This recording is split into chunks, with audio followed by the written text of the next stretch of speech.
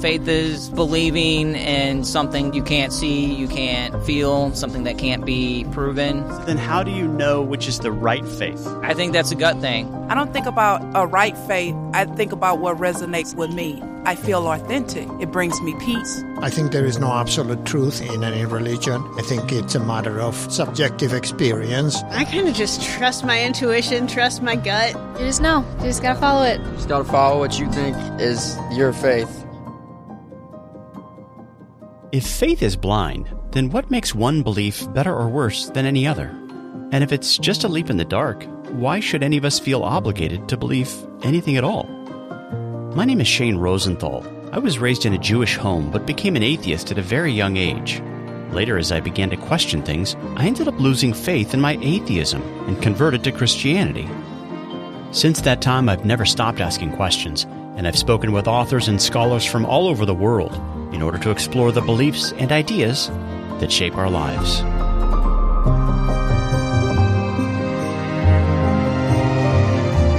Over the years, one thing I've concluded is this: we're all believers. But because there are so many conflicting ideas and worldviews out there, we just can't all be right. So how do we find the truth? On this podcast, we'll start by asking questions. I'm really just trying to figure out what I believe right now.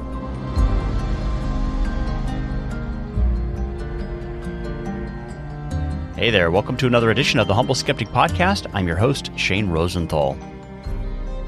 On the last episode, we heard from Sarah Beth Kapusta as she related her experience of growing up in a church that had all the classic earmarks of a cult. And as she grew older, she found herself questioning many of the beliefs and practices she had been raised with. Are these things really taught in the Bible, she began to wonder? And is the Bible itself a book that can be trusted and safely relied upon? Though she had been encouraged to blindly believe for the first 25 years of her life, she says that her faith really began to blossom as she wrestled with important questions like these. While she began to be skeptical of many of the things she'd been taught growing up, she didn't end up abandoning the Christian faith altogether, since she discovered that there were, in fact, compelling reasons to believe that Jesus really existed, that he was crucified, died, and was buried, and that on the third day he rose again from the dead, according to the Scriptures. On this program, we'll hear from Fikret Bocek, who was raised as a Sunni Muslim in Izmir, Turkey, and who also began to question the religion of his youth. In his case, however, his questions caused him to lose faith in the Koran, while at the same time he ended up gaining respect for the Bible, which eventually led to his conversion to Christianity. I aired a short clip of this exchange a couple of months ago on episode 16, but on this program I'd like you to listen to the entire interview, which was recorded a few years back. So here's my conversation with Fikret Bocek.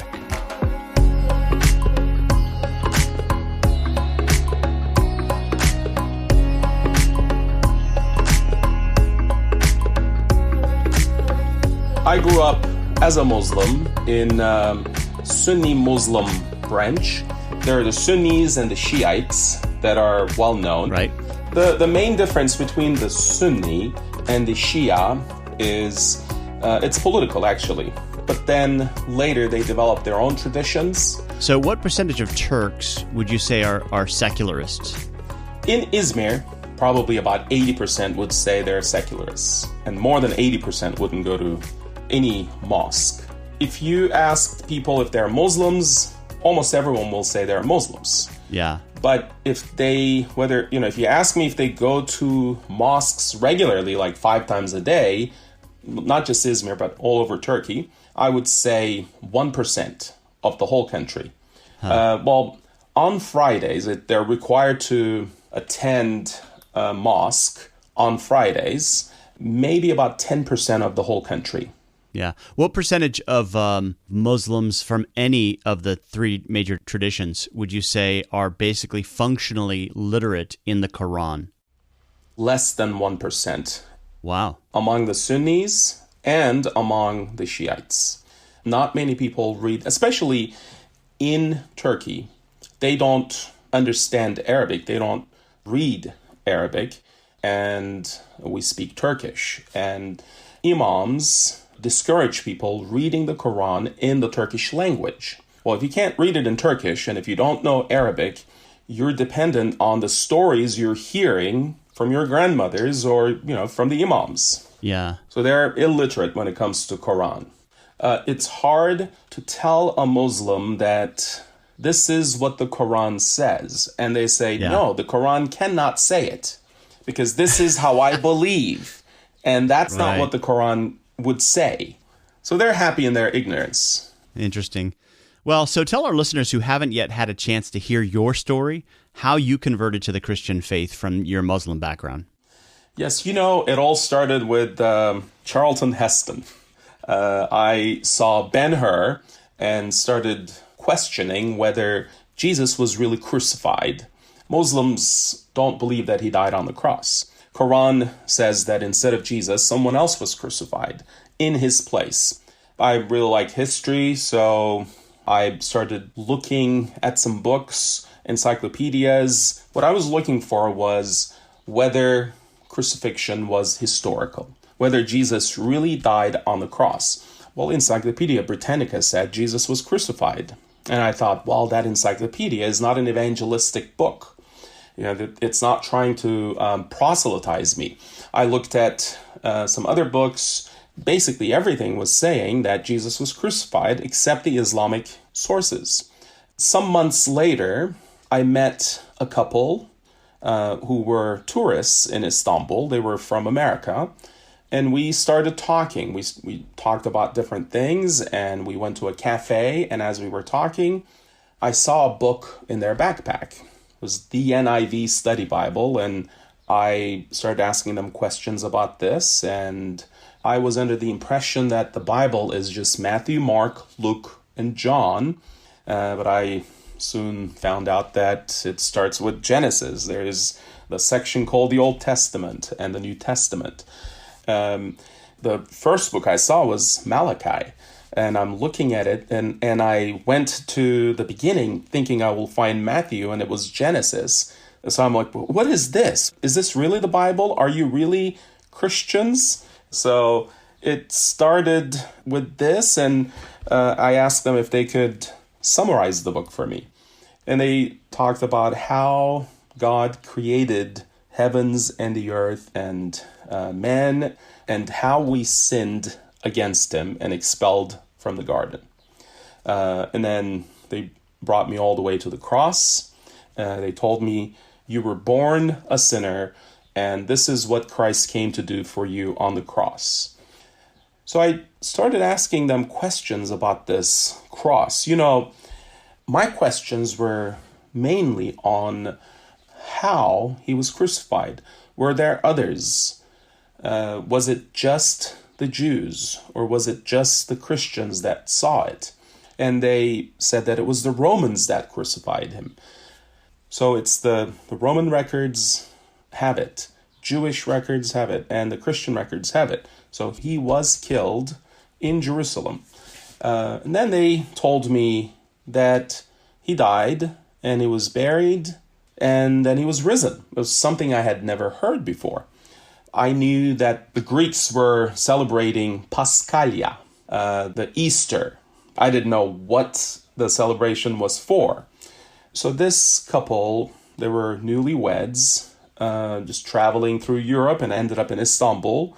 They pointed me to the cross. And there was a Dutch Reformed church in Istanbul. They invited me there, and I saw what was happening. I went with a friend. And then after the church service, I was introduced to a German missionary who then invited us to a Turkish Bible study. And they gave us a Turkish Bible.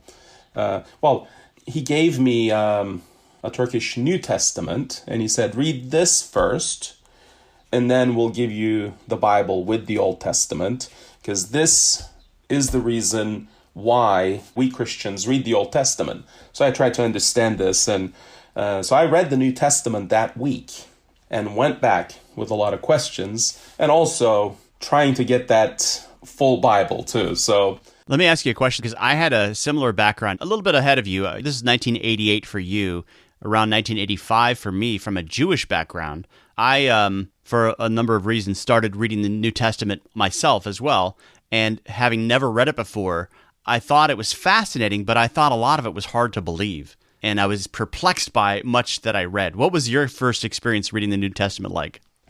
I wasn't reading to believe, honestly. I was reading to find problems in it.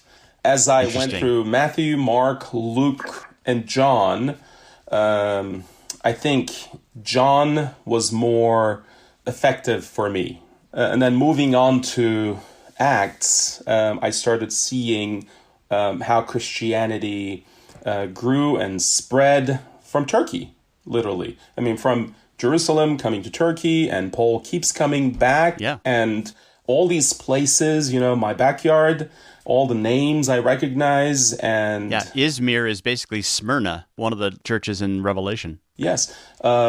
Ephesus is 45 minutes south of us. Pergamum is about hour and 15-minute drive.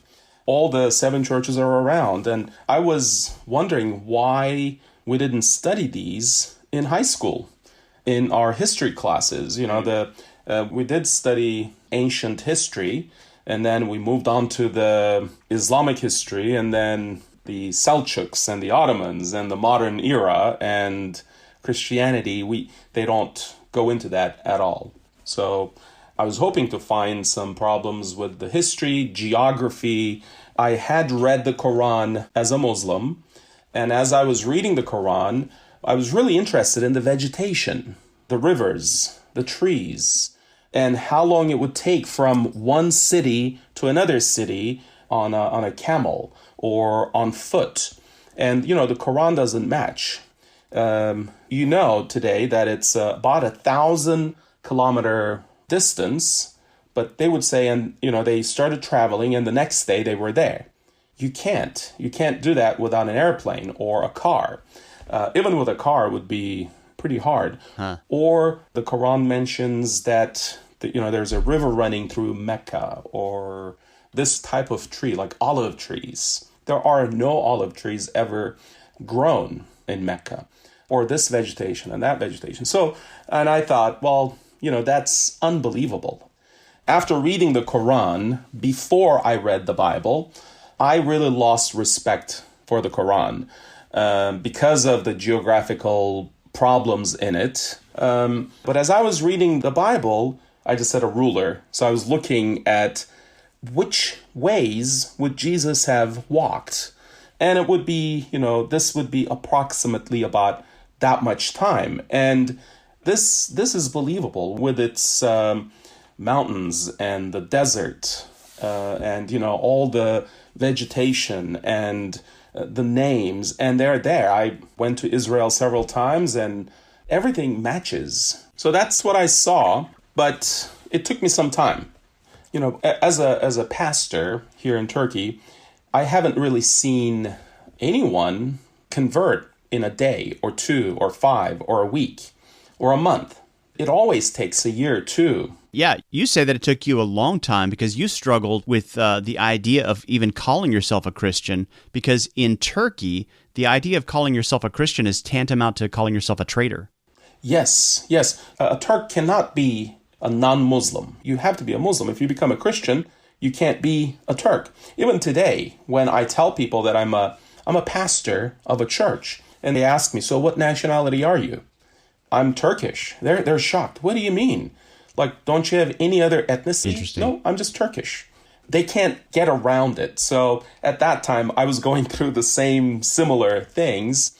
But reading what, especially John's gospel, the places where Christ uses Yahweh's name, that he keeps saying that he is God. And I wanted to believe that, nope, that's not a claim. He's not claiming that he is God, but he was claiming that he is God incarnate. And it took me some more time. I remember getting rid of my Bible. I gave him to a friend and told him never to give it back to me. The same day I had to go back and ask for it, and I even threatened him. So I got it back. But at one point I realized that yes, Jesus died on the cross, and historically it really did happen, that he was buried and risen. And even though I resisted, I came to that point. Even though I looked for problems, historical problems, problems in the gospel, problems with Paul. Like one question was, how can you make letters piece of the scripture? Because in the Quran, the book basically falls from heaven. It's God's word, and Muhammad is transcribing it. So you're wondering, how could a letter from Paul be scripture? Yes. But then again, after reading the Quran, before I read the Bible, I really lost respect for the Quran because of the geographical problems in it and some other problems in there, but this is not really the place to talk about them. I still had a problem. Even though I was saved, I did have a problem calling myself a Christian. It took me a couple of months. A month after I became a Christian, February 1988, some Christians in Izmir were arrested for one day. And we all heard about that. And this, hearing about this just puts this fear in your heart. And it's really crippling, and it's contagious. And none of the Christians were sharing their faith or telling anybody that they had converted from Islam to Christ. So I was baptized that year in August, and in October there were arrests in the whole country. The police didn't come to the church, but there was an informant that acted like he had converted to Christ. He invited us to his home for dinner, so we all went, and that's where we were all arrested and taken into a detention facility at a police center where they question people or keep them as long as they want. How many days were you kept there? About 10 days. They made us sit around and started questioning us and telling us that, you're a Turk and this will show on your record. You will not be able to find jobs. You can't do this, you can't do that.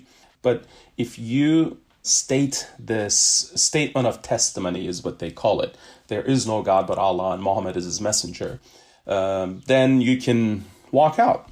This is not going to show in your record. And the first person stood up and said, there is no God but Allah and Muhammad is his messenger prophet. And he walked out.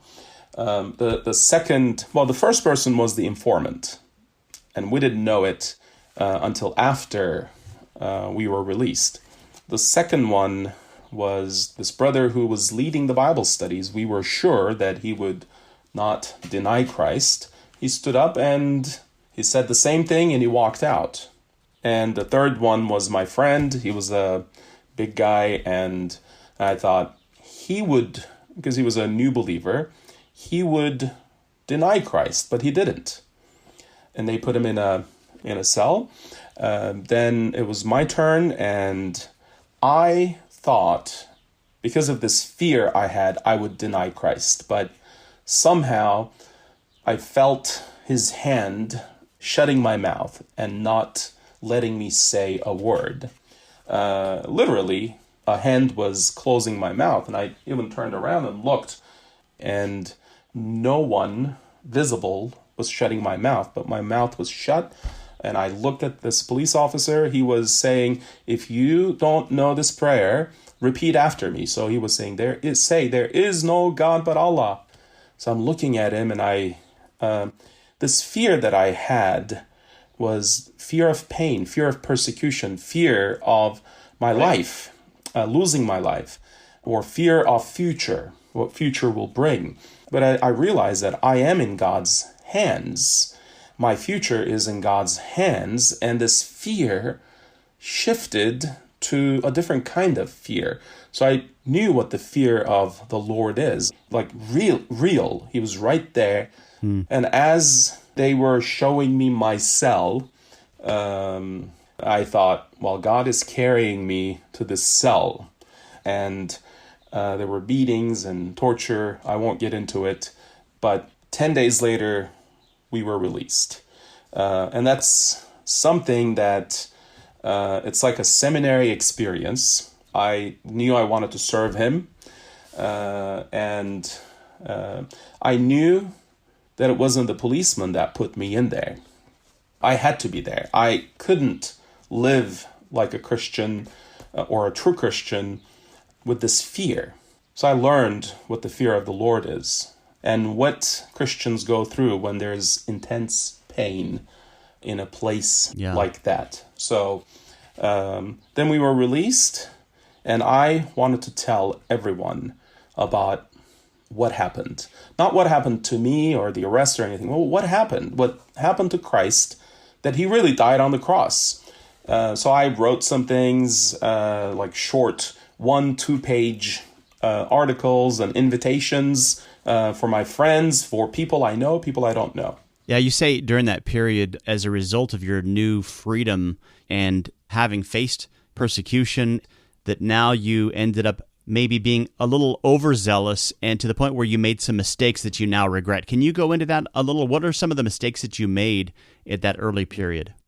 Yes, I was preparing a lot of debates with Muslims on the Koran, on the Hadith, or the life of their prophet. And I was trying to win debates. And Muslims would invite their friends, and I would invite my friends, and we would go at each other. And I've never seen a single conversion through that. I was getting really angry. They were getting really angry. And they were trying to win. And at the end, they thought they won, and I thought I won. So that was a mistake. I mean, there is a place for debates. But when you're trying to win people to Christ, we really need to preach the gospel as it is. And knowing that there is no gospel in Islam, that's what they need. Not a debater who is trying to win an argument with a stick. Yeah, where there's more heat than light. Yes. You know, Fikret, here in the West, we hear a lot of conflicting things about the meaning of jihad. As a former Muslim, what's your understanding of the meaning of that word? Well, jihad is it's a struggle. It means struggle or fight against the enemies of Islam.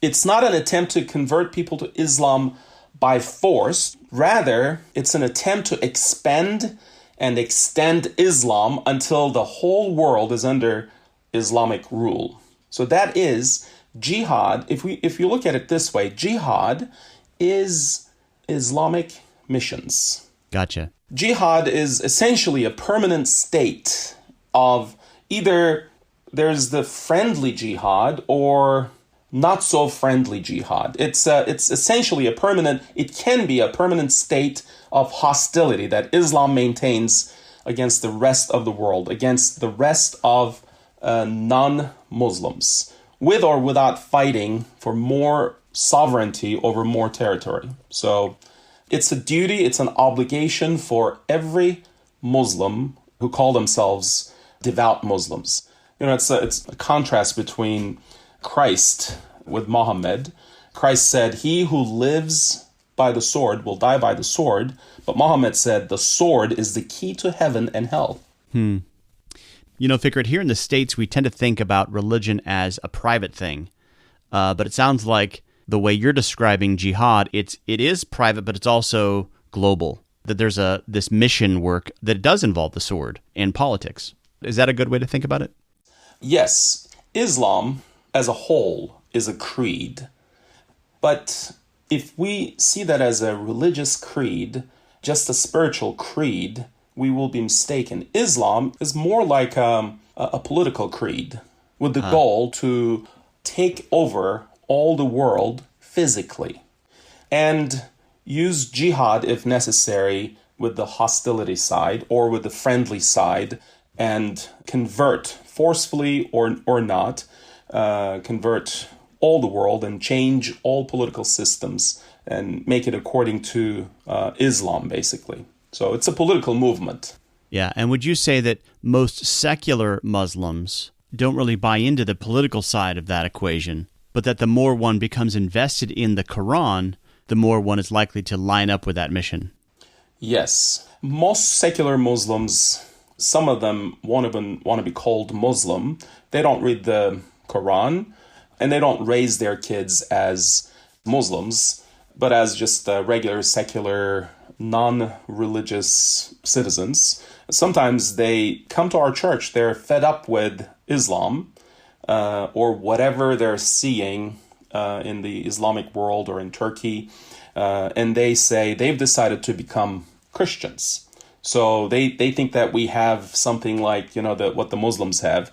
I've done it so many times, almost on a weekly basis, just preach Christ crucified, but also meet families and tell them the same redemption story and give them the gospel. And they're like, well, this is not what we're looking for. We're looking for something that is different. Like, we can do whatever we want to do, but if we're not a Muslim, we can call ourselves Christians. So, nope, that's not how it works. So I try to explain it to them, but some really do convert, and we are seeing many families truly converting and changing and getting baptized. We met this one guy. He told us that 10 years earlier, someone had given him a Bible and made him really angry. So he put it aside. And years later, he started reading it. And in our meetings, he told me that he believes in it, but he doesn't know what to do, but never went to a church. He tried going to a church. There was a health and wealth gospel type of a church plant here. So he went there and he thought, if these Christians are like this, I'm not attending any church. His son was my son's classmate in first grade. That's how I met this guy. He heard that we're Christians, and so he and his wife and his son are baptized members at our church now. That's great. How many converts have you baptized? Last summer it was 157. So add about a dozen more, I think. What's that process like from the earliest conversations to baptism? How long does that process typically take? Typically, once they truly convert to Christ, which takes time, let's say the average is about 10 months, then they come to our, what we call confession class. They have to complete the ecumenical creeds. We have to read them together. In the meantime, we also have some Bible studies that we go through together. And 8 months later, we give them a date. So probably about 12 months to 14 months. You mentioned that when you first converted, you ended up being taken in and detained for 10 days by the police and, beaten. Does that kind of thing still happen? Arrests like that are not happening anymore. Turkey changed a lot of its laws and trained the police force, and so they're actually very respectful. And they, in Christmas time, Easter time, they sent some police officers to ask us if we need any protection. And sometimes they get some intelligence from somewhere, wherever they get them, and they say, well, whether you want it or not, we will put some civilian policemen around just to watch and make sure that you're safe. So, yeah, they're treating us really well these days. Let's put it that way. Yeah, I heard that there was actually a report a couple of years back where they told you that they had some intelligence about a possible bomb threat. Can you tell that story? Yes.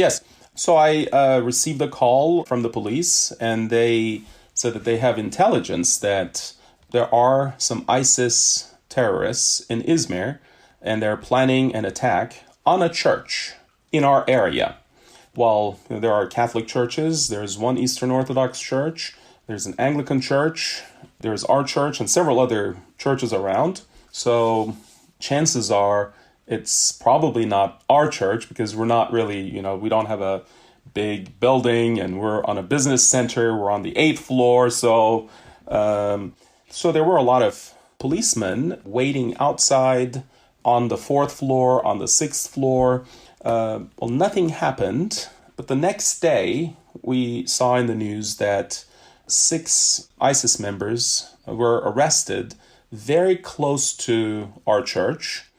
And they had the map of our church and the number, the door number, everything. So we didn't get any other details from them. How did the members of your church react to that news? They were we've been expecting attacks. There were some bombings in Istanbul a year before at the airport and in different places. So we were kind of prepared. If this happened, if there was a bombing or firing or whatever they were going to do. Sometimes some people come in with a backpack. They walk into the church and we're all looking and, see if this is the day. Yeah. So you have to deal with that level of persecution, or at least the possibility. But I also hear that sometimes when a Muslim converts to the Christian faith, they deal with persecution from within their own family. Can you tell some of those stories? Yes. These days, the pressure and persecution comes mostly from relatives, brothers, sisters, moms, dads. Like this one medical student that converted, his mother found out that he became a Christian and she told her other sons to go kill him. So he lost a year of schooling because of that. And somehow he talked to his grandmother and his grandmother was able to convince her daughter to forgive. And also one brother, after he converted, he didn't tell his brother, he didn't tell his other relatives. He had a Bible and he was hiding it under his mattress, and his brother's wife found it, and his brother confronted him on a Sunday when he was about to leave for church, and he told him the truth. Yes, he believes that Jesus died on the cross, and he started telling him about this gospel, and the man got really upset and stabbed our Christian brother a couple times. So he didn't die. He called us and we were able to get him to a hospital, and they never got to make any peace with his brother. But things like this happen, but it's not occurring frequently. So I've also heard that another way that churches in your country have been persecuted is not by means of violence, but actually by government fines. Is this something that churches in your affiliation have experienced? Yes. We start church associations like the Izmir Protestant Church Association or the Ankara Church Association or different parts in the country. And we get inspectors. They will come and they will inspect even more than normal. There are a lot of Islamic associations out there. They're not getting any inspections, but we get more and more, and they'll fine us a little fine here and a little fine there, and sometimes just quite hefty fines. A church was fined something they won't be able to pay for several years. There was a missionary in one of their buildings, and he gave a business card to a police officer, and he was arrested and he was treated as if he was an illegal alien, and arrested him and put him in jail. And the Turkish church that was connected to that association was fined quite a hefty fine. Interesting. Yeah. Now, Fikret, a few years ago, there was a news story about an evangelical Presbyterian pastor by the name of Andrew Brunson, who was arrested and detained by the Turkish government. And this became an international news story, even to the point at which the U.S. government threatened sanctions on Turkey if they didn't release Pastor Brunson. Now, as it turns out, you were connected with this case, and I'm told that your name was actually included in Brunson's indictment as certainly a person connected with the CIA. So, Fikret, when were you recruited to become a CIA spy? What does CIA stand for anyway? Central Intelligence Agency. Okay, yeah, I'm not that intelligent. They wouldn't be interested in me. Can you tell our listeners a little bit about that news story and how you're connected with it? I'm not connected with CIA at all. That is a statement by a secret witness that the prosecutor had, and I read it in a newspaper. So a newspaper had the indictment before the indictment was in the defense hands. Interesting. Very interesting. I don't know why my name was in there, because we're not theologically, with Andrew Brunson and myself are in two different camps, let's put it that way. But when I heard that he was imprisoned, we did pray for him, on a regular basis. And when he was first arrested, I went and delivered 2 Bibles. His wife was also arrested. I hear that the Bibles were not given to them. After the indictment came out, I was also put in the list of people who were suspects. So the prosecutor would be, after this case, they would be opening a case against me to look for my CIA connections, basically, or that I hired Andrew Brunson, handled him, gave him a church building, and such things. And the reason I think they made that connection is before we moved to our church as we are meeting now, before that, we had rented a place downtown, and when our rent was over, we moved to our new place. We moved in 2009. In 2010, Andrew Brunson rented that place for their church plant. I think they're making that connection and saying that I gave that place as a present to them and placed them in there and somehow handling him or something like that. But I think even the prosecutor and the state knows that this is just a made-up bogus case. So you were never arrested during this particular issue? I was not arrested, but I went to all the court hearings for Andrew Brunson just to make myself available as a witness. But because the prosecutor put me in the suspect list, the judge said that I cannot be a witness for the defense. But I did follow everything and took notes and helped any way I could. Well, Fikret Bocek, thank you so much for telling us your story and for getting us caught up with your ministry there in Turkey. Do you guys have a website that I can give out in case any of our listeners are interested in getting in touch with you or supporting your work? Yes. We have a mission agency called Global Church Ministries, and it's based out of Temecula, California. globalchurchministries.us is our website. globalchurchministries.us. Yes. All right. Well, Fikret Bocek, thanks so much for being with us. It was great to hear from you. Thank you.